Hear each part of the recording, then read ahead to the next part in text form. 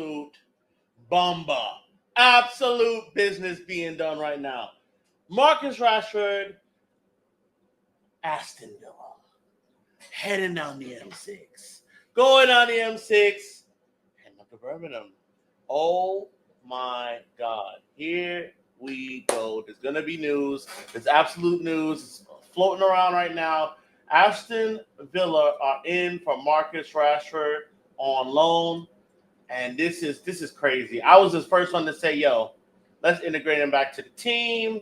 New York Times is saying Aston Villa are close to agreeing to a deal for Marcus Rashford to sign to Manchester United on loan. The proposed move has not been finalized yet, as some deals still need to be ironed out. Significant progress has been made. The Ineos talking, doing deals behind, doing the sneaky deals behind underneath the news, underneath everything. I'm excited, man. First off, let me tell you something right now. In America, it's 9:30. I just woke up. My daughter woke me up. She said, Daddy, I need something to eat. Me and my wife been up with the baby. She said, Daddy, I need something to eat. I said, okay, come on. She woke up early. I said, let's go. Turn on my phone. Absolute bumba going on. It's insane. And you know what? I find like this is a good place for Marcus Rashford to land. Honestly, I'm a Marcus Rashford fan. I love Marcus Rashford. I love what he does, what he stands for in his community.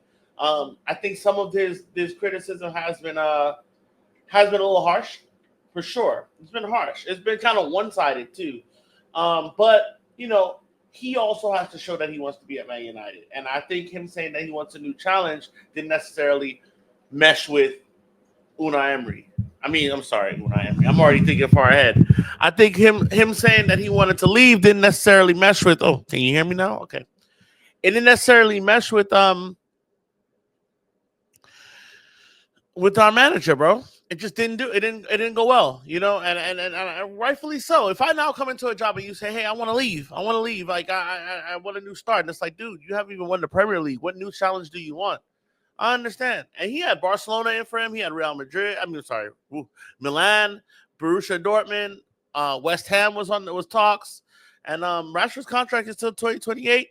He's on more than 325 a week at Man United. You know what I'm saying? So they're going to be they're talking about significant portion to the wages alongside offering performance-based related bonuses. Bro, this is great news for Manchester United if this can get done. We're talking about Saturday morning in the US, Saturday afternoon in the UK. Business getting done right before the transfer window ends. You know, like Rashford hasn't been in 12 games for us. He's been out since December 15th. And he said he wanted a new challenge, bro. It's just time. We can't have you on those wages not playing. We can't have somebody on those wages waiting for a move. It just can't work. So I think this is great news. This is great news. And I think this is what Rashford needs. He needs a cultural reset.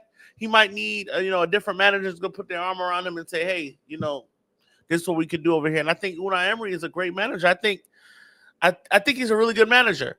I think Aston Villa is a good team. He's going to get if he plays hard enough. Look, those guys over there, they're not going to give up. They're not going to give it up. So he's going to have to earn his way. He's going to have to earn his way onto the pitch for sure. So, like, he gets Champions League football. He's going to be able to play in the Champions League, y'all.